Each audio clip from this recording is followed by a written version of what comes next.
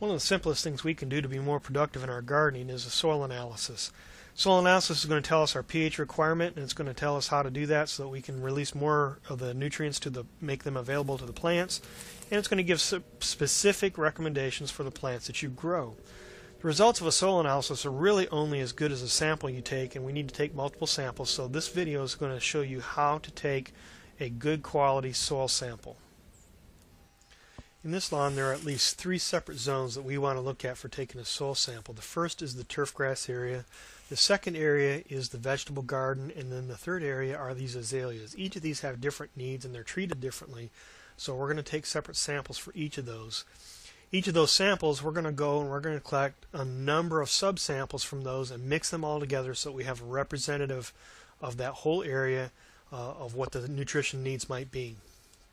We don't really need very many tools for this. You can use just some sort of simple digging tool like this spade, a plastic bag, or perhaps a 5-gallon bucket for mixing your subsamples. So let's go ahead and take a soil sample. All we really need to do is dig a small hole here, about 4 or 5 inches in depth. Chop it up there with the spade,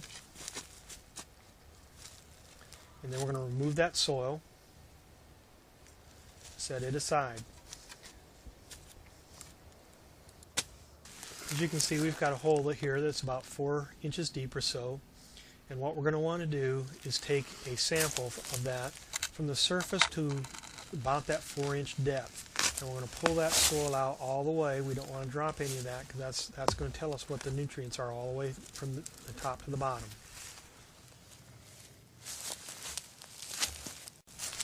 And the next step is we're simply just going to take this soil and we're going to put it in our little mixing bag here.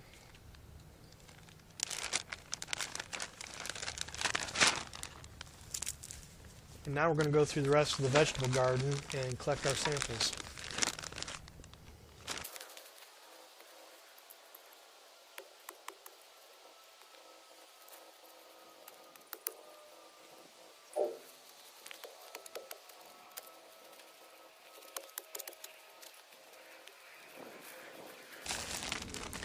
Now let's just mix all these up and we'll have a sample we can take into the county extension office for our vegetable garden. There we go, final product.